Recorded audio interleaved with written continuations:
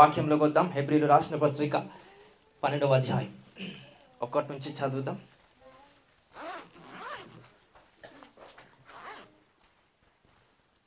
హెబ్రీలు రాసిన పత్రిక 12:1. ఇంత గొప్ప సాక్షి సమూహము మేఘము వలె మనలను ఆవరించి ఉన్నందున మనము కూడా ప్రతి భారమును సులువుగా చిక్కులబెట్టు పాపమును విడిచిపెట్టి విశ్వాసమునకు కర్తయు దానిని కొనసాగించువాడునైన యేసు క్రీస్తు వైపు చూచుచు మన ఎదుట ఉంచబడిన పందెములో ఓపికతో పరిగెత్తుదాము. సో దేవుడు ఈ వాక్యము ద్వారా మీతో మాట్లాడాలని ఆశపడుతున్నాను. ఎంతమంది రెడీగా ఉన్నారు for this word? Hallelujah, hallelujah. So దేవుని వాక్యం సెలవిస్తుంది, మనము కూడా ప్రతి భారమును సులువుగా చిక్కులబెట్టు పాపమును ఏం చేయాలంట? విడిచిపెట్టాలా. అంటే పాపము సులువుగా అంటే ఈజీగా పాపం ఏం చేస్తుంది? సులువుగా మనిషిని చిక్కుబెట్టేస్తుందంట. అంటే పాపం ఫస్ట్ పాపము చేసినప్పుడు ఆల్రెడీ మీరు చిక్కులో పడిపోయినట్టుగానే అది అర్థం ఇస్తుంది. కానీ మనం చిక్కులో పడినట్టుగా మనకు అనిపించకపోవచ్చు. అక్కడ వాక్యం ఏం సెలవిస్తుంది? పాపము అది అంటే సులువుగా ఏం చేస్తుందంట? పాపము మనల్ని చిక్కులో పెడతాదంట. అలాంటి వాటిని విడిచిపెట్టి ఏం చేయమంటున్నాడు? విశ్వాసానికి కర్తయు దానిని కొనసాగించువాడునైన యేసు వైపు చూచుచు మన ఎదుట ఉంచబడిన రైట్ ఓపికతో పరిగెత్తుదము. ఆయన తన ఎదుట ఉంచబడిన ఆనందము కొరకై అవమానమును ఉద్యోగ అవకాశాలను నిర్లక్ష్యం పెడతాం, అవకాశములను నిర్లక్ష్యం పెడతాం. కానీ అక్కడ వాక్యంలో ఏం నిర్లక్ష్యం పెట్టమని వాక్యం సెలవిస్తుంది. హల్లెలూయా. ఎంతమంది అవమానాలు నిర్లక్ష్యం పెడతారు చెప్పండి? పెడతారా? పెట్టబుద్ధి అవుతుందా? ఫస్ట్ అవుతుందా చెప్పండి? అవమానం, రైట్. సో అది మన అందరి జీవితంలో అది కలుగుతుందండి. బాగా గుర్తుపెట్టుకోండి. 9వ నెంబర్ అవతల వైపు చూస్తే 6 అవుతుంది, మన వైపు 9 అవుతుంది. ఎవరి సైట్లో వాడు కరెక్టే అనిపిస్తుంది. అవునా కాదా? వాడి దృష్టిలో అది వానికి కరెక్ట్, మన దృష్టిలో మనకు అది కరెక్ట్. సో అందుకే నేను చెప్తున్నా, అవమానం అనేది దేవుని నమ్మిన వారికే వస్తుందేమో, మంచి వాళ్ళకే కలుగుతుందేమో అని కాదు. మంచివాడికైనా చెడ్డవాడికైనా ఈ ప్రపంచంలో ప్రతి వాడికి ఏదో ఒక రకంగా అవమానం జరుగుతూనే ఉంటుంది. ఎందుకు ముఖ్యమంత్రికి అవమానం జరగదా? ప్రధానమంత్రికి అవమానం జరగదా? ప్రధానమంత్రిని ఎవరు అవమానిస్తారంటే అవతల దేశ సంబంధమైన ప్రెసిడెంట్లు అవమానిస్తారు. వింటున్నారా? ఎవరు అవమానిస్తారు ప్రధానమంత్రిని? అంత సీన్ ఎవరికి ఉంది అని అంటే అవతల దేశస్తులు ఎవరైతే గొప్ప దేశాలు ఉంటారో ఆ రాష్ట్రపతులు, ఆ ప్రధానమంత్రులు వచ్చి ఈయనను అవమానిస్తారు. ముఖ్యమంత్రులు ఎవరు అవమానిస్తారంటే ప్రధానమంత్రులు వచ్చి అవమానిస్తారు వేరే పార్టీకి సంబంధించి. అంటే ఏ మనిషి అయినా, ఏ హోదాలో ఉన్న వ్యక్తి అయినా, ఏ ప్రశంసలు పలికబడిన ఆర్ రిసీవ్ చేయబడిన వ్యక్తులకైనా అవమానం ఉంటుందా? ఉంటుంది. కానీ మనకి కూడా అలాగనే యేసుక్రీస్తు ప్రభు నమ్మిన విధానాన్ని బట్టి మనకు కూడా అవమానం ఉంటుంది. కానీ దాన్ని ఏం చేయమని వాక్యం సెలవిస్తుంది. ఎంతమంది నిర్లక్ష్యం పెట్టాలి? ఎంతమంది పెట్టాలనుకుంటున్నారు? నిజం చెప్పండి. నిర్లక్ష్యం పెడితే ఏమొస్తుందంట? మన కొరకు ముందుగా ఏర్పరచబడిన ఆనందము కొరకై దేని నిర్లక్ష్య పెట్టాలా? అవమానమును నిర్లక్ష్య పెడితే ఏం పొందుకుంటావు? ఎందుకు ఆనందం నా జీవితంలో కలగట్లేదు, ఎందుకు నా జీవితంలో సంతోషం లేదు అంటే ఏం నిర్లక్ష్య పెట్టట్లేదు? అవమానాన్ని నిర్లక్ష్య పెట్టట్లేదు. ఏం నిర్లక్ష్య పెడుతున్నాం? సంతోషాన్ని నిర్లక్ష్య పెడుతున్నాము. హల్లెలూయా. వాక్యం అర్థమవుతుందా? So according to the principles of the living God, దేవుని యొక్క నియమము చొప్పున ఆయన వాగ్దాన సంబంధమైన వాక్యం మనకు ప్రచురం చేయబడుతుంది. ఏంటంటే ఖచ్చితంగా నీ లైఫ్లో దేవుని నుండి కలిగజేయబడిన సంతోషం పరిపూర్ణముగా నువ్వు అనుభవించాలంటే ఏం నిర్లక్ష్య పెట్టాలి? గట్టి చెప్పండి అందరూ. మీ నోటితో బలముగా దేవునికి తెలియపరచు. ఏంటది? అవమానమును నిర్లక్ష్యము పెడితే దైవ సంబంధమైన సంతోషాన్ని నువ్వు అనుభవించే స్థాయి కలిగిన వ్యక్తిగా మార్చబడతావు. హల్లెలూయా. నా జీవితంలో సంతోషము లేదు, నా జీవితంలో ఆనందము లేదు, ఏం లైఫో ఏమో, దేవుడు నాకు ఏ ఆనందం ఇవ్వట్లేదంటే ఆనందము నీపై ప్రతి ఒక్కరిపైన ఆనందం ఉంటుంది. బాగా గుర్తుపెట్టుకో. నీకు దేవుడు స్పెషల్గా ఇవ్వాల్సిన అవసరం లేదు. నువ్వు మనిషిగా ఉన్నావు కనుక. మనిషి ప్రతి ఒక్కడు కూడా ఏ రూపంలో తయారు చేయబడ్డాడు? దేవుని స్వరూపంలో మానవుడు తయారు చేయబడ్డాడు. మనం చూస్తున్నాం 10 మడ్డలు చేస్తాడు వాడు ఏ రూపం కలిగిన వాడు? క్రూరుడు అని అంటాం, సాతాను రూపం కలిగిన వాడు అంటాం. కానీ స్టిల్ ఎవరి రూపం కలిగిన వాడు? దేవుని స్వరూపే, తప్పదు అనాలి, ఎందుకంటే అది నిజం కాబట్టి. అలాంటి వాడికి కూడా దేవుడు ఆనందాన్ని ఇవ్వగలుగుతాడు. ఎందుకంటే బాగా గుర్తుపెట్టుకోండి, దేవుడు ఏది ఇవ్వాలన్నా నిన్ను బట్టి ఇవ్వడు, ఆయనను బట్టి ఇస్తాడంట.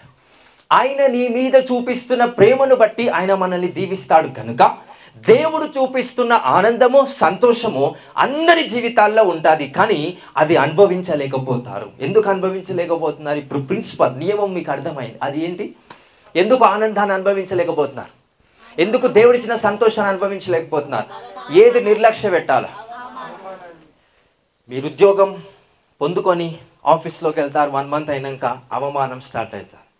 ఎవరు చేస్తారు? మీ సీనియర్స్. ఉద్యోగాలు చేస్తున్న వారికి అర్థమవుతుంది.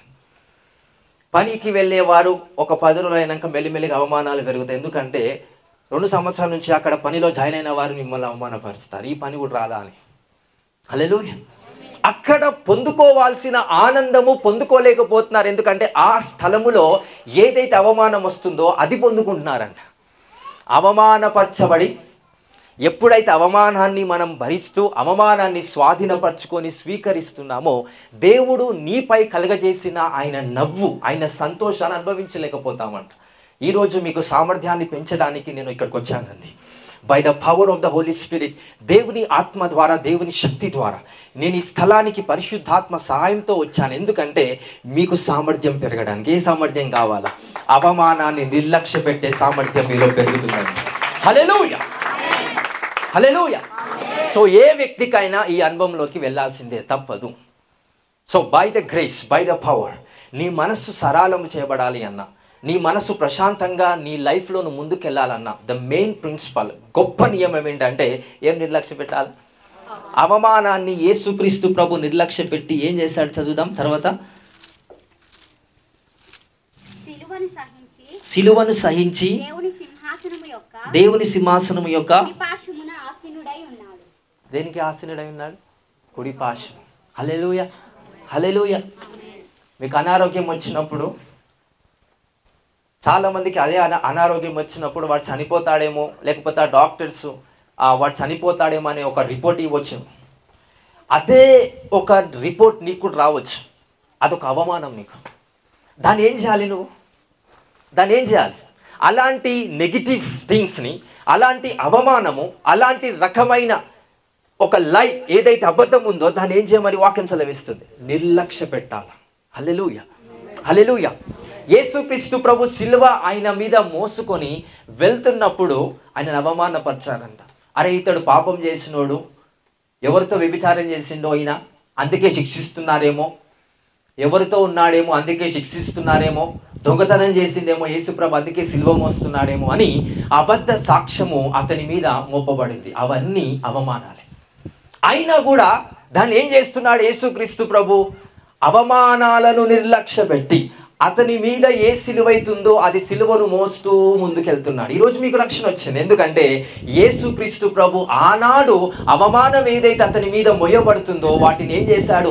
నిర్లక్ష్య పెట్టి, అంటే దాని మీద రెస్పాండ్ అవ్వకుండా, దానిని పక్కన పెట్టేసి, దాని వైపు చూడకుండా కేవలము దేవుని చిత్తం వైపు చూస్తూ ఆయన సిలువని మోస్తూ వస్తున్నాడు. అందుకే ఈరోజు నువ్వు నేను యేసుక్రీస్తు రక్తము ద్వారా ఏమయ్యాం? రక్షించబడ్డాం. మన ఆత్మ రక్షించబడ్డాం. దేనికి కారణాన్ని బట్టి మన ఆత్మ రక్షించబడ్డాది? యేసుప్రభు ఆనాటి సమయంలో ఏం చేశాడు? అవమానాలను నిర్లక్ష్య పెట్టాడు. హల్లెలూయా, హల్లెలూయా. నా జీవితంలో సంతోషమే లేదు. మీ సొంత వాళ్ళు మిమ్మల్ని తిట్టొచ్చు, భార్యని తిట్టొచ్చు, భర్తని తిట్టొచ్చు, అన్నదమ్ములను మిమ్మల్ని తిట్టొచ్చు, అవమానం వేయొచ్చు, తప్పు చేయకపోయినా తప్పు చేస్తున్నాడనే ఒక నింద వేయొచ్చు. వాటిని ఏం చేయడం వల్ల ఆనందం మీలో కలుగుతుందండి? చెప్పాలా? నిర్లక్ష్యం చేయలేకపోతున్నావంటే ఆత్మ బలహీనముగా ఉందా, బలముగా ఉందా? బలహీనముగా ఉంది. హల్లెలూయా. శరీరం బలముగా ఉన్నంత మాత్రాన ఆత్మ బలముగా ఉందని అర్థము కాదు.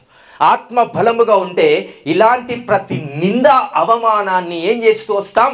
నిర్లక్ష్యము చేస్తాం. So that you will receive the Joy of Jesus.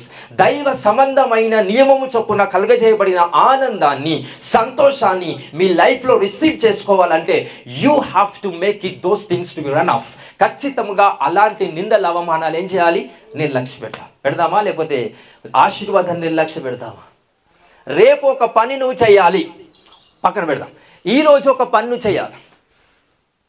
అదేంటంటే ఒకటి రమ్మన్నాడు, ఒక 10,000 ఇస్తా అన్నాడు, దానివల్ల నీకు ఎంఆర్ఓ ఆఫీస్లో ఏదో పని అయిపోతుందని ఒకటి చెప్పాడు. కానీ చాలామంది ఏం చేస్తారంటే రేపు పోదాంలే అంటే ఏం చేస్తున్నాం అక్కడ? నిర్లక్ష్యం. దేనిని? పనిని నిర్లక్ష్య పెడతాం. అంటే నేను ఎందుకు చెప్తున్నానంటే, ఒక ఆశీర్వాదం వస్తుంది అన్నప్పుడు ఎక్కువ నిద్రపోయి మత్తులో ఉండి తర్వాత చూసుకుందాంలే, ఈ పని నేను రేపు చేసుకుంటానులే, నేను ఎల్లుండి చేస్తాలే, ఈ తారీఖున ఖచ్చితంగా మనం ఈ తారీఖున చేసుకుందాం అని అన్నీ కూడా నిర్లక్ష్యం చేస్తాం. అంటే నిర్లక్ష్యము చేసే సామర్థ్యం నీలో ఉందా లేదా? అది దేనికి చేస్తున్నావు అనేది పక్కన పెట్టు. నిర్లక్ష్యం అయితే చేస్తున్నావా లేదా? అంటే నిర్లక్ష్యం చేసే శక్తి ఉందా లేదా? ఎంతమందికి ఉంది? అందరికీ ఉంది. సో ప్రతి ఒక్క వ్యక్తికి, ప్రపంచంలో ఉన్న ప్రతి మానవుడికి నిర్లక్ష్యము చేసే శక్తి. కానీ దేని నిర్లక్ష్యం చేయాలి చెప్పాలా? నిందని, అవమానాన్ని, అవకాశాలను కాదు, ఆశీర్వాదాలను కాదు, దేవుడిస్తున్న ప్రతి ఒక్క విధమైన సంకల్పము చొప్పున ఐశ్వర్యం ఏదైతే ఇస్తుందో దాని విషయంలో నిర్లక్ష్యము కాదు చూపడం. అవమానాన్ని నిర్లక్ష్యము చేసినప్పుడే ఆనందం వస్తుంది. యుద్ధము, పోరాటము పోరాడాలి, కానీ దేనితో పోరాడాలి? నియమము చొప్పున. మనము వాక్యం పోయిన ఆదివారం అనుకుంటా ఏం సెలవించబడింది? ప్రతి ఒక్కరు కూడా పోరాడాలి, తప్పదు, యుద్ధములో ఉన్నాం. కానీ ఎవరికి గిఫ్ట్, ఎవరికి బహుమానం వస్తుందంట? నియమము లేకుండా వాడు ఫస్ట్ వచ్చినా కానీ వానికి గిఫ్ట్ రాదు. నియమము చొప్పున వాడేం చేయాలి? పోరాడాలి. అంటే నీకు ఆనందము కోసం నువ్వు పోరాడాలంటే నియమం ఏంటో తెలుసా? ఏంటి నియమం చెప్పాలా? అవమానాన్ని ఏం చేయాలి? నిర్లక్ష్యం నేను చేయలేకపోతున్నానంటే నిర్లక్ష్యం చేసే శక్తి నీకు లేదనా? ఉంది. కానీ నువ్వు దేన్ని చేస్తున్నావు? నిర్లక్ష్యము. పనులను చేస్తున్నావు.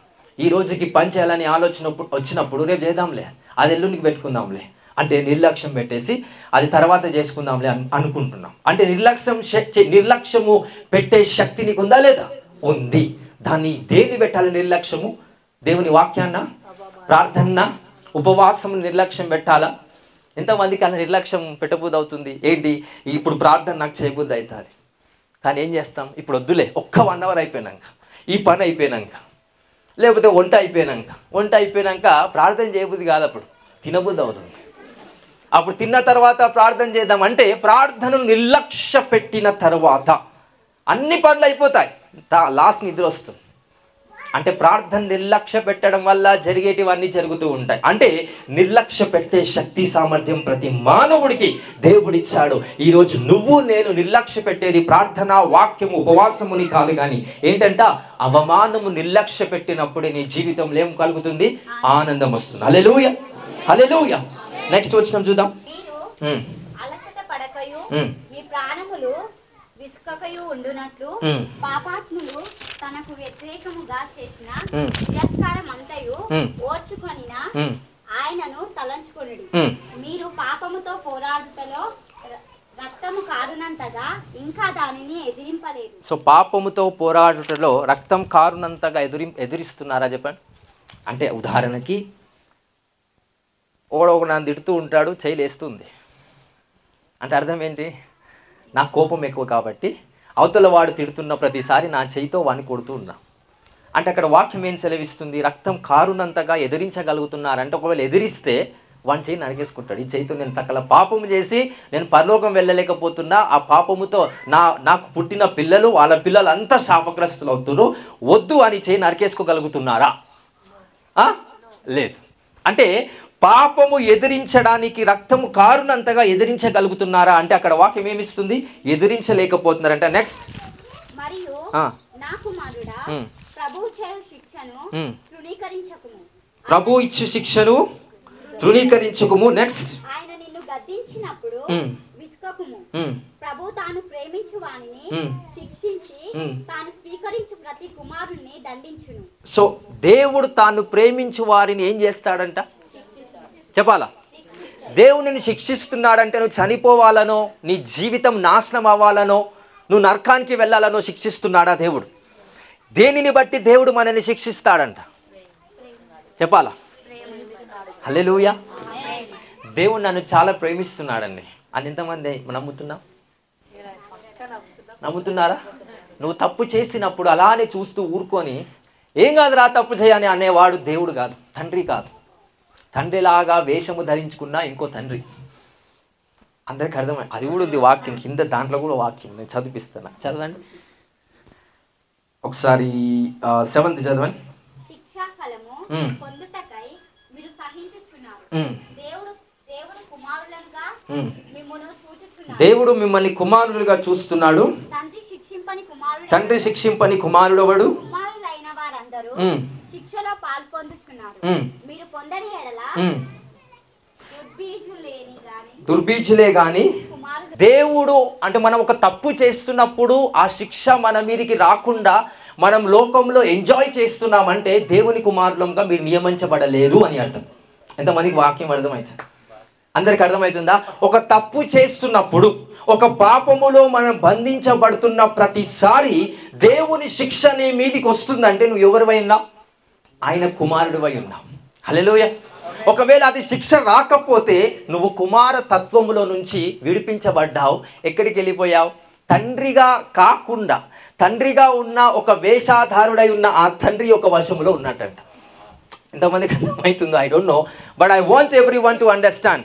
తండ్రి కాదు, బట్ తండ్రిలా నటించే ఒక శక్తి యొక్క వశములోకి వెళ్ళిపోతాడు. అప్పుడు ఏ పాపము చేసినా, ఏ తప్పు చేసినా వాడు సంతోషముగా లోకములో జీవిస్తాడంట.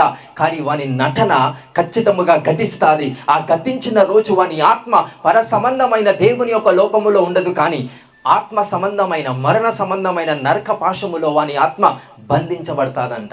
ఎక్కడికి వెళ్ళినా కటిక చీకటిలోనే వాడు ఉండిపోతాడు. కానీ మనము ఏదైనా తప్పు చేస్తున్నప్పుడు దేవుని శిక్ష నీపై విడుదలవుతుందా? You are the sons and the daughters of Jesus Christ. దేవుని కుమారులుగా కుమార్తెలుగా మీరు నియమించబడ్డారని అర్థం. కానీ ఏ పాపము చేసినా నాకు సంతోషమే వస్తుంది అనుకున్నట్లయితే దుర్బీజులే కానీ కుమారులు, యు ఆర్ ద బాస్టర్స్ అని అంటారు. బాస్టర్స్ అంటే చదువుకున్న వాళ్ళకి అర్థమవుతుంది. You are not the sons but you are the bastard అంట. అంటే అంత విపరీతమైన మాట అనాల్సిన ఉద్దేశం ఏంటో తెలుసా? ఎవరికి? పౌలుకి. దేవుని వాక్యానుసారమైన బ్రతుకులో జీవించకపోతే స్టిల్ ఎంతమంది మనం ఒకసారి అనుకుంటూ ఉంటాం, అరే వాడు దేవుని నమ్మలేదు, దేవుని అందు విశ్వాసం ఉంచలేదు, కానీ వాడు కోట్ల ఆస్తిని సంపాదించగలిగాడు. వాడు పాపం చేస్తున్నాడు, ప్రతిరోజు తాగుతున్నాడు, వ్యభిచారిస్తున్నాడు, అన్ని రకాల పాపాలు చేస్తున్నాడు. దేవుడు వాడిని శిక్షిస్తున్నాడా? ఎంతమందికి మనకు అనిపిస్తుంటుంది, అరే దేవుడు వాడిని ఏమనట్లేదే. దేవుని కుమారుడు వాడు కాదండి. I believe everyone is understanding. వాడు ఎవరు? దేవుని కుమారుడు కాదు. తండ్రిగా అనబడుతున్న ఇంకొక తండ్రికి పుట్టినవాడు.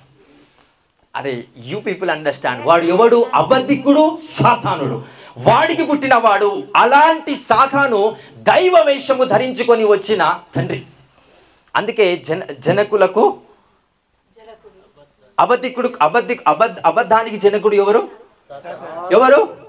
సాతాను. హల్లెలూయా, హల్లెలూయా. ఆ సాతానులో నుంచి కలుగజేయబడిన కొంతమంది మానవులను దేవుడు శిక్షించడు. అందుకే మనం ప్రార్థన చేస్తాం, అయ్యా వాడు నన్ను ఇలా తిప్పలు పెడుతున్నాడు, అలా ఏం చేస్తున్నాడు, వాడిని శిక్షించు.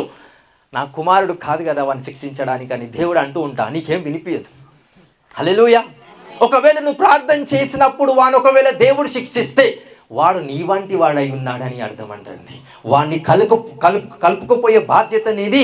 వాడిని ఖచ్చితంగా నీ వశములో ఆరల్స్ నీతో పాటు సహదాసుడిగా, నీతో పాటు సహోదరుడిగా ఉండటానికి దేవుడు తన చిత్తాన్ని చూపిస్తున్నాడు. హల్లెలూయా, హల్లెలూయా. సో మనం దేవుని కుమారులమా కాదా? ఎంతమంది బిలీవ్ చేస్తున్నారు? సో తప్పు పాపములో వెళ్ళినప్పుడు ఆయన శిక్ష మన మీదకి వస్తుందంటే ఆయన మనల్ని ఏం చేస్తున్నాడని అర్థం? ప్రేమిస్తున్నాడని అర్థం. దేవుడు మిమ్మల్ని ప్రేమిస్తున్నాడు. హల్లెలూయా. దేవుడు మిమ్మల్ని ప్రేమిస్తున్నాడు. దేవుడు మిమ్మల్ని ప్రేమిస్తున్నాడు. హల్లెలూయా, హల్లెలూయా. స్వేచ్ఛ దేవుడు సర్వ మానవాళందరికీ ఇచ్చాడంట. అరే మీ ఇష్టం ఏదైనా చేసుకోండి. హల్లెలూయా. అప్పటి కాలంలో బ్రిటిష్ వాళ్ళ చేతిలో మన భారతదేశం ఉంది. బ్రిటిష్ వాళ్ళు ఏం చెప్తే మనం వినాలి, అవునా? కానీ స్వాతంత్రం వచ్చింది అంటే అర్థం ఏంటి? ఏ స్వాతంత్రం వచ్చింది? ఏ స్వాతంత్రం వచ్చింది? మనం రాజ్యాంగ విధానాన్ని మాట్లాడితే ఏ స్వాతంత్రం వచ్చింది? బ్రిటిష్ వాళ్ళ చేతుల నుంచి మనము విడుదల చేయబడ్డాం. ఆ స్వాతంత్రం మాత్రమే వచ్చింది. అంతే, ఇంకేది ఆలోచన చేయకండి దయచేసి ఈ దేశంలో. అంటే అలాంటి స్వాతంత్రం రావడానికి ఎంతోమంది పోరాడుతూ వస్తున్నారు. ఈరోజు మన ఆత్మకి స్వేచ్ఛ కలిగింది అనడానికి కారణము ఆ స్వేచ్ఛ దేవుడు ఇస్తున్నాడంటే పాపాలు చేయపోండి, అనేక తప్పులు చేయపోండి అని అర్థమా? చెప్పండి. ఆ స్వేచ్ఛను నువ్వు సరిగ్గా వాడుకొని దేవుని మహిమకు నువ్వు సాదృశ్యులుగా జీవించినప్పుడు ఆయన తండ్రిగా ఉండి మిమ్మల్ని లాలించి పరిపాలించి శిక్షించి గద్దించి మిమ్మల్ని నడిపిస్తాడండి. ఒక్కసారి ఆ తండ్రి అయిన దేవునికి స్తుతించుదాం, చప్పట్లు కొట్టు. హల్లెలూయా. ఇంకా వాక్యం ఏం కంటిన్యూ చేస్తుంది, ఒకసారి చదవండి నెక్స్ట్ వర్డ్స్. మరియు శరీర సంబంధులైన తండ్రులు మనకు శిక్షకులై ఉండిరి, వారి యందు భయభక్తులు కలిగి ఉంటిమి. అట్లయితే ఆత్మలకు తండ్రి అయిన వానికి మరీ ఎక్కువగా లోబడి బ్రతుకవలెను కదా. వారు కొన్ని దినముల మట్టుకు తమకిష్టము వచ్చినట్లు మనలను శిక్షించిరి గాని మనము తన పరిశుద్ధతలో పాలు పొందవలెనని మన మేలు కొరకే ఆయన శిక్షించుచున్నాడు. సో దేని కొరకు? మన మేలు కొరకు. దేని కొరకు? మేలు కొరకు. హల్లెలూయా. లోకంలో రకరకాల శిక్షలు రాబోతున్నాయి. ఆ శిక్షలు సునామీ కావచ్చు, భూకంపాలు కావచ్చు, ఒక దేశానికి యుద్ధాలు కావచ్చు. అవన్నీ దేవుని బిడ్డల మహిమ కోసమే అవన్నీ జరుగుతాయి. బాగా గుర్తుపెట్టుకోండి. హల్లెలూయా. ఒకటి చెడు జరుగుతున్నప్పుడే మంచికి విలువ పెరుగుతుంది. చీకటి ఎప్పుడైతే కనిపిస్తుందో వెలుగు ఖచ్చితంగా ప్రసిద్ధికి ఎక్కుతుంది. వెలుగు యొక్క విలువ తెలుస్తుంది. అవునా కాదా? చీకటి లేనంతసేపు వెలుగును ఏం చేస్తారు? నిర్లక్ష్యం చేస్తారు. చీకటి ఎప్పుడైతే వచ్చి మిమ్మల్ని హేళన చేసి మిమ్మల్ని హింసిస్తాదో దేని విలువ పెరుగుతుంది? విలువ పెరుగుతుంది. సో అలాగనే ఈ ప్రపంచంలో దేవుడు తన శిక్షను ఎప్పుడైతే విడుదల చేస్తూ ఉన్నాడో ఆ శిక్షను బట్టి ప్రపంచంలో రకరకాల రోగాలు కావచ్చు, రకరకాల యుద్ధాలు కావచ్చు, అవన్నీ జరుగుతున్నాయి. ఎందుకో తెలుసా? దేవుని బిడ్డలందరూ కూడా దేవుని యొక్క మహిమ ఖచ్చితంగా వారు తేజరిల్లుతూ ఆయన కాంతి అనేక ప్రజలకు చూపించబడటానికి ఈ లోకమంతా దేవుడు చీకటిని దయచేస్తూ ఉన్నాడు. ఆ చీకట్లో నువ్వేం చేయబడాలంట? వెలిగించబడాలంట. That's your assignment in the coming days. రానున్న భవిష్యత్ కాలములో దేవుడు మిమ్మల్ని వెలుగుగా చేసి ఆ చీకటిలో అనేక మంది ప్రజల్ని బ్రతుకులు వెలుగుగా చేయడానికి దేవుడు మిమ్మల్ని ముందుగానే నిర్ణయించుకొని నియమించుకున్నాడండి. హల్లెలూయా, హల్లెలూయా. ఎంతమంది వాక్యం అర్థమవుతుంది? సో నిర్లక్ష్యము దేన్ని చేద్దాం? ఇంకా ఇంకా ఇంకా ఇంకా దేని చేస్తారు? What kind of the things that we need to lay down? ఇంకా దేని నిర్లక్ష్యం చేద్దాం? దేవుడి శిక్ష నిర్లక్ష్యం చేద్దామా? హల్లెలూయా. దేని నిర్లక్ష్యం చేస్తుండా? మన లైఫ్లో అనేకమైన పోరాటాలు జరుగుతూ ఉంటాయి, యుద్ధాలు జరుగుతూ ఉంటాయి. ప్రతి యుద్ధం నియమ ప్రకారం చేస్తున్నప్పుడే దానికి కావాల్సిన జయం అనేది దేవుడు ఇవ్వగలుగుతాడు. నియమము లేకుండా ఏ యుద్ధము చేసినా అది గెలిచినా సరే నీకు రావాల్సిన కిరీటము రాదు. హల్లెలూయా, హల్లెలూయా. సో మన లైఫ్లో ఒక తప్పు జరిగినా, ఒక పాపపు విషయం జరిగినా ఖచ్చితంగా దాని ఫలం నువ్వు అనుభవించవు, కానీ ఫలం ఎక్కడ అనుభవిస్తావేమోనని దేవుడు తన శిక్షను నీకు ఇస్తాడు. ఎందుకంటే బాగా గుర్తుపెట్టుకోండి, పాపపు యొక్క ఫలం ఏంటో తెలుసా? మరణం. కానీ నువ్వు ఆ ఫలం అనుభవించొద్దు అంటే ముందే ఏం అనుభవిస్తుండాలా? ఏం అనుభవించాలా? దాని వచనాన్ని నేను మీకు చూపిస్తా. ఏప్రిల్ రాసిన పత్రిక 11వ అధ్యాయం, అదే ముందు అధ్యాయం లాస్ట్ నుండి చివరి చదవండి ఒకసారి. వీరందరూ తమ విశ్వాసము ద్వారా సాక్ష్యము పొందిన వారైనను మనము లేకుండా సంపూర్ణులు కాకుండా నిమిత్తం దేవుడు మన కొరకు మరి శ్రేష్టమైన దానిని ముందుగా సిద్ధపరిచెను గనుక మీరు వాగ్దాన ఫలము అనుభవింపలేదు. సో వారు వాగ్దాన ఫలం ఎందుకు అనుభవింపలేకపోయినారు?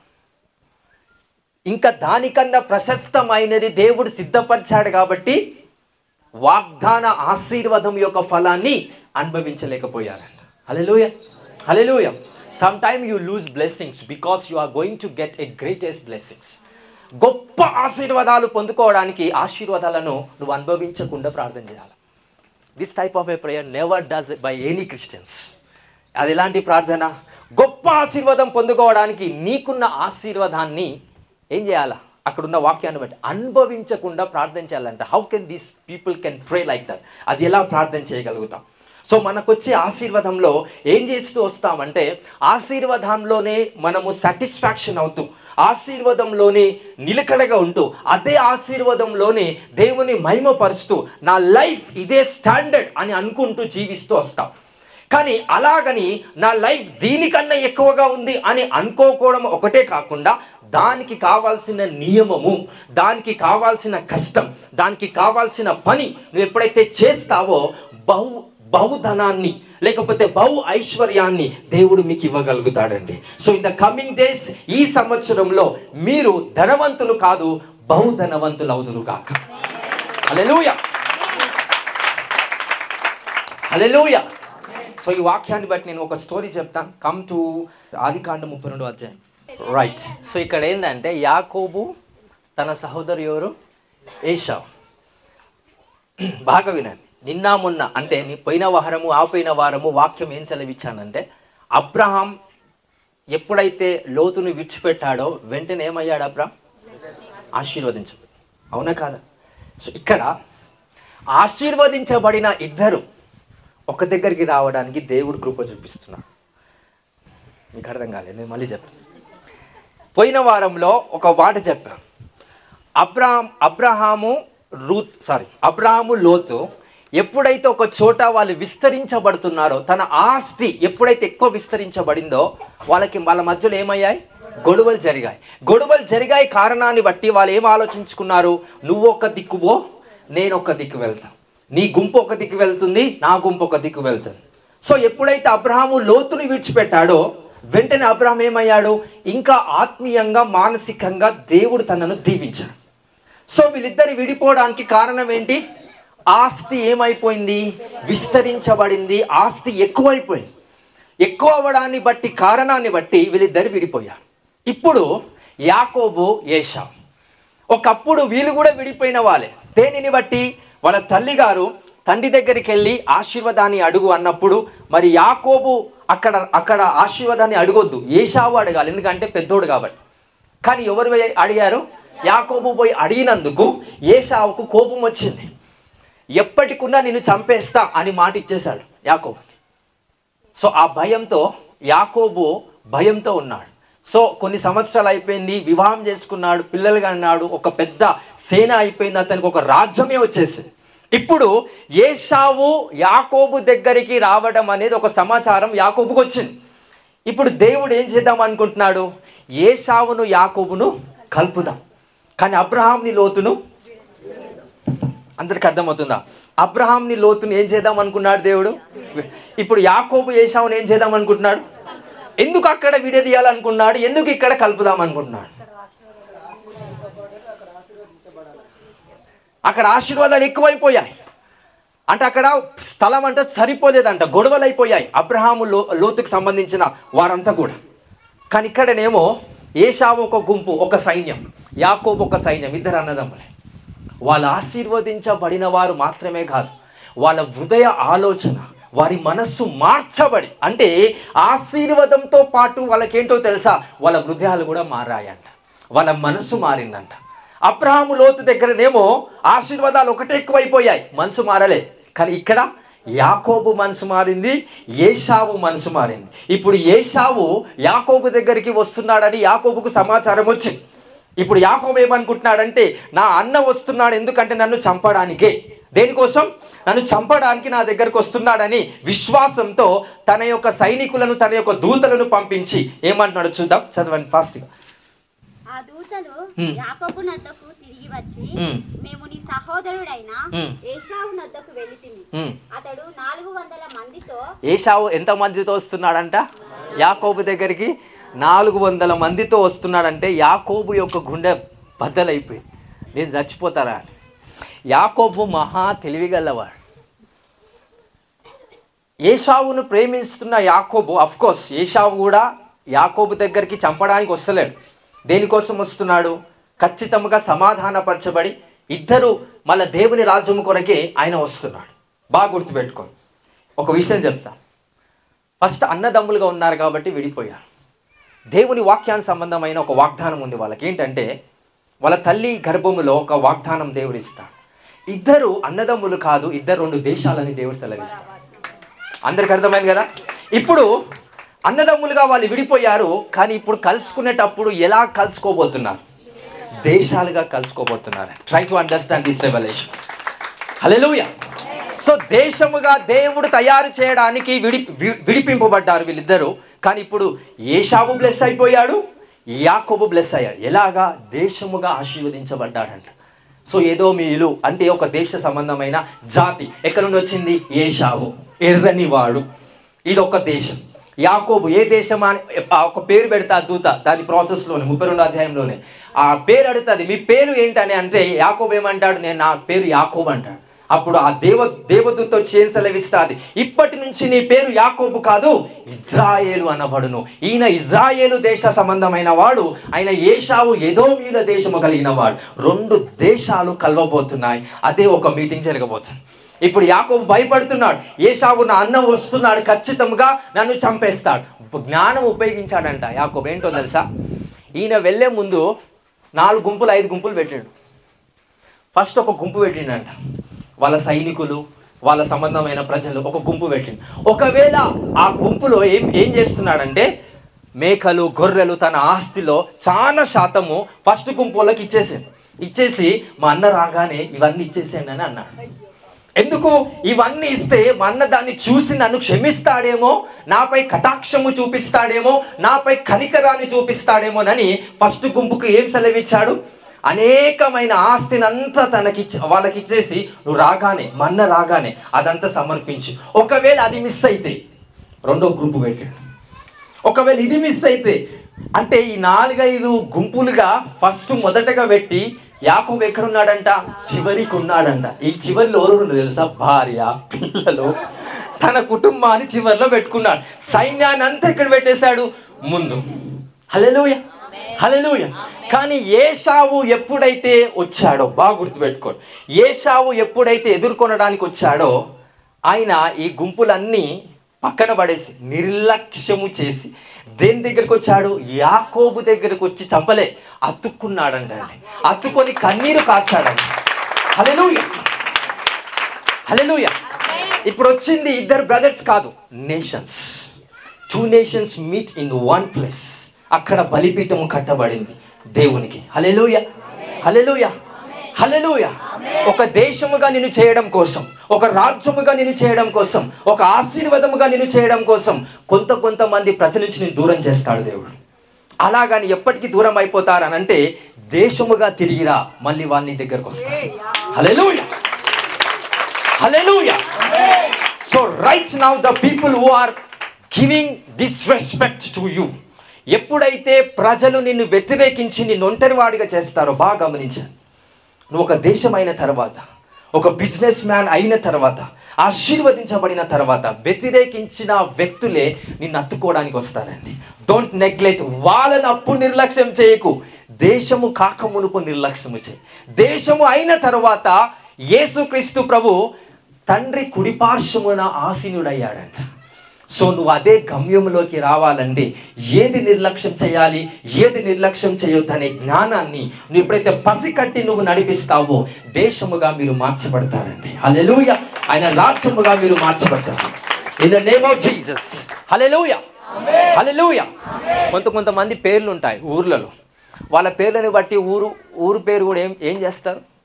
వాళ్ళ పేరే ఊరు పేరుగా నియమించబడతారు.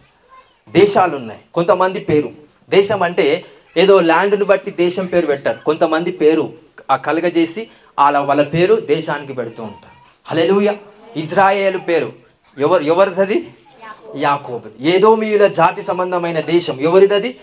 ఏశావు. హల్లెలూయా, హల్లెలూయా. సో ఇప్పుడు దేవుడు ఎందుకు కలుపుతున్నాడు వాళ్ళిద్దరిని? అన్నదమ్ములని కాదు, అక్కా చెల్లెళ్ళని కాదు, మీ చుట్టాలని కాదు. దేనిగా వాళ్ళు కలుసుకుంటున్నారు? మళ్ళీ తిరిగి దేశములు. అంటే నువ్వు ఆశీర్వదించబడేదాకా దేవుడు కొంతమందిని దూరమే పెడతాడు. మీరు ఆశీర్వదించబడిన తర్వాత సమస్త రాజ్య సంబంధికులంతా కూడా నీతో గడుపుతారండి. అలాంటి గ్రేస్లో మనం వెళ్ళడానికి దేవుడు మీకు త్వరగా మిమ్మల్ని నడిపించునుగాక. హల్లెలూయా, హల్లెలూయా. ఒకసారి చదవండి ఆ వాక్యం 32లో 5th వర్డ్స్. ఆ దూతలు యాకోబు నొద్దకు తిరిగి వచ్చి, మేము నీ సహోదరుడైన ఏశావు నొద్దకు వెళ్ళితిమి. నాకు పశువులు, గాడిదలు, మందలు, దాసదాసీ జనులు కలరు. కటాక్షము నా యందు కలుగునట్లుగా నా ప్రభువునకు ఇది తెలియజేయవలసిన అనిపించింది. రైట్, 9th వర్స్ చదవండి ఒకసారి, నేను చదువుతాను. అప్పుడు యాకోబు, నా తండ్రి అయిన అబ్రహాము దేవా, నా తండ్రి అయిన ఇస్సాకు దేవా, నీ దేశమునకు నీ బంధువుల యొద్దకు తిరిగి వెళ్ళుము, నీకు మేలు చేసేదనని నాతో చెప్పిన యెహోవా. అబ్రహాంకి ఏం చెప్పిండు? నువ్వు నీ బంధువులందరినీ విడిచిపెట్టేసి నువ్వు ఒంటరిగా ప్రయాణం చేయి, నేను దీవిస్తా అన్నాడు. ఇప్పుడు యాకోబుతో ఏమంటున్నాడు? యాకోబుతో ఏం సెలవిస్తున్నాడు? అదే దేవుడు ఏం సెలవిస్తున్నాడు? నీ బంధువులతో నువ్వు వెళ్ళుము. ఒకసారి ఆ వాక్యం చదవండి. 9th, నా తండ్రి అయిన అబ్రహాం దేవా, నా తండ్రి అయిన ఇస్సాకు దేవా, నీ దేశమునకు నీ బంధువుల యొద్దకు తిరిగి వెళ్ళుము, నీకు మేలు చేసేదనని నాతో చెప్పిన దేవా. హల్లెలూయా, హల్లెలూయా. అంటే మనస్సు మారేంత వరకు దేవుడు వాళ్ళని నీతో కలపలేడండి. ఎంత దీవించబడ్డారనేది ముఖ్యం కాదు. ఏశావు గొప్పగా దీవించబడ్డాడు, కానీ దేవుడు వెయిట్ చేస్తున్నాడు. ఎప్పుడైతే ఏశావు అలా వాళ్ళ తమ్ముడిని క్షమించాలి అనే మనసు వచ్చిందో వెంటనే ఏశావును దేవుడు దీవించాడు. హల్లెలూయా. ఒకవేళ ఏశావుకి బాగా ఆస్తి ఉండి క్షమించే గుణము లేకపోతే వాళ్ళు కలుసుకుంటున్నానా? లేదు. హల్లెలూయా. అంటే ఆశీర్వాదం ఒకటే గొప్పదా? ఏం గొప్పది? మనస్సు మారు మనస్సు. ఎప్పుడైతే మనస్సు మారుతుందో దేశముగా మార్చబడటానికి, రాజ్యముగా మార్చబడటానికి, వ్యాపారవేత్తగా మార్చబడటానికి నీ సమయం ఆసన్నమైందని ప్రవచనాస్తారంగా తెలియపరుస్తున్నాను. హల్లెలూయా, హల్లెలూయా. So we need to understand God not by the base of the blessing. ఆశీర్వాదాన్ని బట్టి కాదు దేవుని చూడాల్సింది, నీ మనస్సును బట్టి దేవుని చూడాలి. ఎంతమంది అలా చూడాలనుకుంటున్నా ఈ రోజు నుంచి? అలా చూడాలంటే ఏం నిర్లక్ష్యం చేద్దాం? అబ్బా, చేస్తారా అంటున్నారు కదా. ఈ రోజు నుంచే అవమానాలు ఎక్కువైపోతాయి. ఎందుకంటే దేవుడు ఎంత జ్ఞాని అంటే, అవమానం నిర్లక్ష్య పెడతా అని దేవుని చెప్తావు కదా, అవమానాలు ఆయనే తీసుకొని వస్తా. నిర్లక్ష్య పెట్టగలిగే సామర్థ్యం నీలో ఉంది, కానీ పెట్టగలుగుతావా? నిర్లక్ష్య పెడితే దేవుడు ఎప్పుడైనా నవ్వడం చూసారా? చూడలే. కానీ నీ నవ్వు నేను చూసినప్పుడు దేవుడు నవ్వుతున్నాడని నేను అనుకోగలుగుతానండి. అది బాగా గుర్తుపెట్టుకో. హల్లెలూయా, హల్లెలూయా.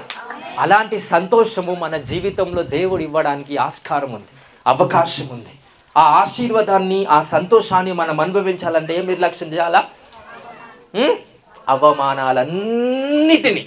ఇంకేమంటాడంటే పైన ఆ భారము అంతా కూడా, సమస్త భారాన్ని అంతా కూడా ఏం చేయాలంట? విడిచిపెట్టాలి. హల్లెలూయా. One of the message that I want to give, అదేంటంటే, ఈరోజు నేను దేవుని నమ్ముకున్నాను అంటే ఆశీర్వాదం కోసం మాత్రమే నమ్ముకున్నానా? లేదు. దేనిని బట్టి నేను దేవుని నమ్ముతున్నాను? నా ఆత్మ శుద్ధి చేయబడ నిమిత్తం నేను దేవుని నమ్ముతున్నాను. హల్లెలూయా. ఒకవేళ నేను దీవించబడకపోతే, దేవుణ్ణి విడిచిపెడితే, నా బేస్ అంటే నేను దేన్ని బట్టి నమ్ముతున్నాను? ఆశీర్వాదాన్ని బట్టి నమ్ముతున్నాను. హల్లెలూయా. ఉదాహరణకి చెప్తాను. నేను దేవుణ్ణి నమ్ముకుంటే నాకు ఉద్యోగం వస్తుంది అని నమ్ముతాం, అది రాలే, దేవుణ్ణి విడిచిపెట్టేస్తాం. అంటే ఇప్పుడు దేవుణ్ణి దేన్ని బట్టి పట్టుకున్నావు? ఉద్యోగాన్ని బట్టి. నీకు నిజంగా రక్షణ ఉన్నట్ట? లేదు. నీ ఆత్మ రక్షించబడ్డాదని కాదు. 80-70% క్రైస్తవులు దేవుని ఎందుకు నమ్ముతున్నారంటే దానిని బట్టే నమ్ముతున్నారు. ఉద్యోగమనో, వ్యాపారమనో, ఆరోగ్యమనో, సిరి సంపదలనో, హోదా కావాలనో, మంచి జరగాలనో. చెడు జరిగినప్పుడు ఏం చేస్తారు? ఏం దేవుడేమో దేవుడు కాదనంట. అంటే వాళ్ళు మంచి మీద బేస్ అయి దేవుణ్ణి ఆరాధిస్తున్నారు. ఈరోజు సత్యమును బట్టి ఎవరైతే దేవుణ్ణి ఆరాధిస్తున్నారో వారికి మాత్రమే నిజమైన రక్షణ వారి ఆత్మకు కలిగిందని నేను ప్రకటిస్తున్నానండి. మీ ఆత్మకు రక్షణ ఉందా లేదా అనేది ఒకటే సూచన. సత్యాన్ని బట్టి దేవుని ఆరాధన చేయాలి. వాక్యం ఏం సెలవిస్తుంది? యోహాను 4:24 దేవుడు ఆత్మ కనుక ఎలా ఆరాధించాలి? ఆత్మతోను సత్యముతోను. అంటే ఆ సత్యం ఏంటి? నాకు దేవుడు ఉద్యోగం ఇచ్చాడు కాబట్టి నాకు దేవుడికి థ్యాంక్స్ చెప్పాలా అంటే దాన్ని బట్టి మాత్రమే దేవుడా? కాదు. హల్లెలూయా, హల్లెలూయా. ఎందుకు నేను దేవుణ్ణి పిలుస్తున్నానంటే ఆయన నాకు రక్షణ ఇచ్చాడు. ఆ రక్షణ నా ఆత్మ రక్షణ.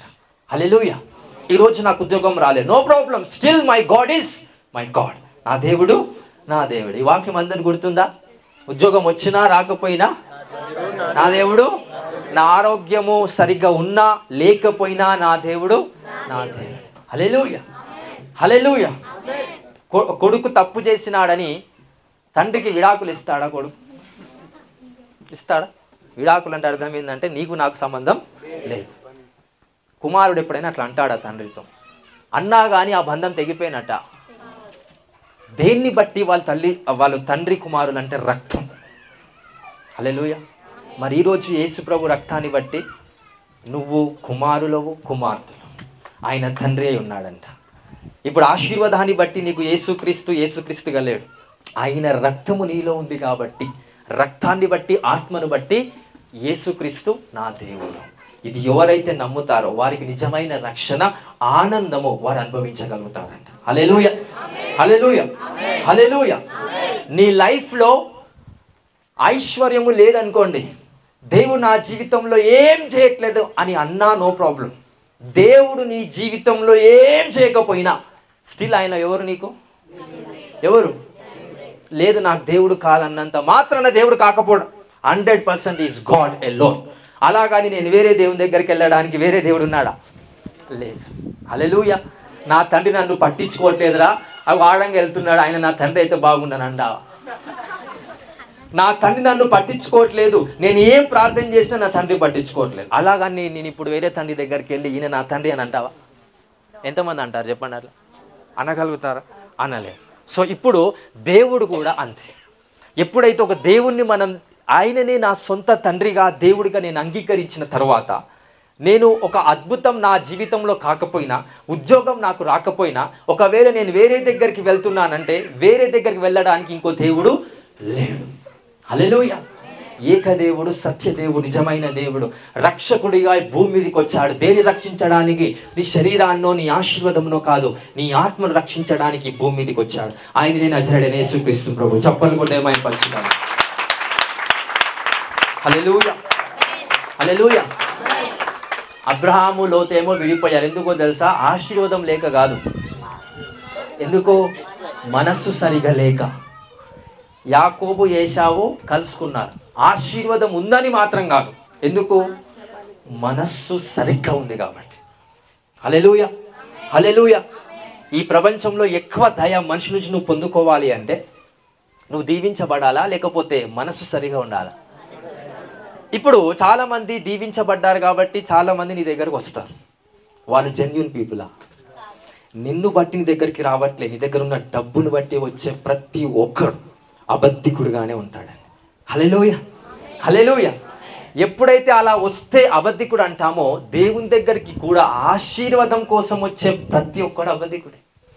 ఈరోజు నేను ఆశీర్వాదం కావాలనే దాన్ని బట్టి దేవుని దగ్గరికి రావట్లేదు. ఈయన నా దేవుడు కాబట్టి వస్తున్నాను, నా తండ్రి కాబట్టి నేను వస్తున్నాను ఆయన దగ్గరికి. నన్ను దీవిస్తాడనే ఉద్దేశంతో కాదు, ఎందుకంటే నేను ఆల్రెడీ దీవించబడ్డాను. ఆయన కుమారుణ్ణి అనడమే నాకు దీవెన. ఈరోజు బ్రతికి ఉన్నానంటేనే నాకు ఒక సాక్ష్యం. హల్లెలూయా. నాకు ఏ సాక్ష్యం లేదండి. అరే బ్రతికున్నావు, still that's a biggest testimony. నీ జీవితంలో గొప్ప సాక్ష్యము రక్షణ, నువ్వు రక్షించబడ్డావు. రెండోది ఏంటంటే సజీవముగా ఉన్నావు. ఈ రెండు సాక్ష్యాలు చాలా బలమైనవి. ఇది అవతల వాడికి చెప్పాల్సిన అవసరం లేదు. నువ్వు బ్రతికున్నావు, యేసు ప్రభు బిడ్డగా అంటే రెండు సాక్ష్యాలు కలిగిన వాడిగా నువ్వు జీవిస్తున్నావు అని అర్థం అండి. నీ పునాదులు యేసుక్రీస్తు రక్తంలో స్థిరపరచుకొనుగాక. హల్లెలూయా, హల్లెలూయా. ఎంతమంది మీ లైఫ్లోకి నుంచి చాలామంది వెళ్ళిపోయారు? ఒకసారి గుర్తు తెచ్చుకుని ఎవరెవరు వెళ్ళిపోయారు? చుట్టాలు, బంధువులు, రక్త సంబంధులు, ఆత్మీయులు, ఫ్రెండ్స్, మీ ప్రొఫెషనల్గా ఎవరైతే ఉన్నారో వాళ్ళు మిమ్మల్ని విడిచి వెళ్ళిపోయారు. ఆశీర్వాదాలు ఎక్కువయ్యో, దీవెనలు ఎక్కువయ్యో కాదు, మనస్సు పాడైంది కాబట్టి. అది నీదే కావచ్చు, వాళ్ళది కావచ్చు, ఇద్దరిది కావచ్చు. ఒకవేళ ఇద్దరి మనస్సు సరిగ్గా పనిచేస్తే కలపడానికి దేవునికి ఏమైనా అభ్యంతరమా? కాదు. అనేక ప్రజలు మనకి దూరం అవుతున్నారంటే కొన్నిసార్లు మన మనసు సరిగా లేదని కూడా అర్థమవుతారు. ఆశీర్వాదాలు ఉన్నంత వరకు ప్రజలు వస్తున్నారంటే నిన్ను బట్టి రావట్లేదు, వాళ్ళు దేన్ని బట్టి వస్తున్నారు? ఆశీర్వాదాలు బట్టి వస్తారు. అందుకే ఈ ప్రపంచంలో ఇప్పుడు మాట్లాడుకుంటున్న మానవులు దేని మీద ఆధారపడి మాట్లాడుతున్నారంటే డబ్బుంటే అందరు వస్తారా అంట. హల్లెలూయా. నీ దగ్గరికి వస్తున్నారంటే నీ దగ్గరకు వస్తున్నారని అర్థం కాదు, నీ దగ్గర డబ్బు ఉంది కాబట్టి వస్తున్నారు. అంటే వచ్చేది నీ కోసమా, డబ్బు కోసమా? ఎవరి కోసం? అంటే చెప్పండి. హల్లెలూయా. ఒక అమ్మాయిని ఇష్టపడుతున్నాం అంటే దేనికోసం? అందాన్ని చూసి. అంటే అమ్మాయిని ఇష్టపడుతున్నామా? అన్న రేపటి నాడు ఎవడో వచ్చి యాసిడ్ పోసిన తర్వాత అందం పోతుంది, అప్పుడు విడాకులు ఇస్తారు. ఇప్పుడు నాకు నచ్చట్లేదు. ఎందుకు? నేను అమ్మాయిని ఇష్టపడలే, అందాన్ని ఇష్టపడ్డా. అదే అందం పోతే పోతుంది, ఎట్లయినా పోతుంది, అది నో డౌట్. అందం పోయిన తర్వాత అమ్మాయి ఇష్టం ఉండదు. అంటే ఇవన్నీ ప్రిన్సిపల్స్ని సరిగ్గా అర్థం చేసుకుంటే దైవ దర్శనమును బట్టి నువ్వు వాక్యంలో స్థిరపరచబడతావు. హల్లెలూయా, హల్లెలూయా. దేవుడు తన శిక్షని మీదికి రాకుండా చేయాలి అంటే ఏ పాప బంధకములోకి నువ్వు వెళ్ళొద్దు. హల్లెలూయా. పాప బంధకములోకి నువ్వు వెళ్ళి పాప సంబంధమైన ఫలాన్ని పొందుకోక మునుపే శిక్ష ఫలాన్ని పొందాలని వాక్యం సెలవిస్తుంది. పాప యొక్క ఫలం ఏంటి? మరణము. అంటే మరణము రావద్దు అంటే ఎవరు నిన్ను శిక్షించాలి? అంటే మరణము దేవుడు శిక్షించిన దాన్ని బట్టి వస్తుందా? No. People have to understand. దేవుడు శిక్షించడం వల్ల మరణం వస్తలేదు, దేవుడు శిక్షించడం వల్ల మరణం తప్పిపోతుంది. అందరికీ అర్థమైందా? ఎందుకంటే పాపం యొక్క ఫలితం ఏంటి? మరణం. దేవుడు శిక్షిస్తే ఏమవుతుంది? మరణం పొందవు. ఈ శిక్ష నుంచే ఆయన నుంచి కలగజేయబడిన వెలుగు నువ్వు పొందుకుంటావు. అందుకే దేవుడు తను ప్రేమించి వాడిని ఏం చేస్తాడు? గద్దిస్తాడు, శిక్షిస్తాడు. హల్లెలూయా. ఎంతమంది దేవుడు నన్ను ప్రేమిస్తున్నారు, నమ్ముతున్నారు? ఆయన శిక్ష ఎప్పుడైనా నువ్వు లోబడ్డావు ఆయన శిక్షకి? శిక్షలు అంటే ఏమేమవుతాయి? మీ వాళ్ళు బాగా నిన్ను ప్రేమిస్తారు చూసినావా, వాళ్ళు ఖచ్చితంగా మిమ్మల్ని తిడతారు. బాగా డిప్రెస్ అయిపోతావు. That's a testimony that's come from God. That's a punishment. సాతాను గానికి మార్గం కలగజేసేవాడు దేవుడే. ఎందుకంటే యెషయా గ్రంథం 45వ అధ్యాయంలో సెలవిస్తుంది, వెలుగును సృష్టించిన వాడిని నేనే, చీకటిని కలగజేయవాడిని నేనే.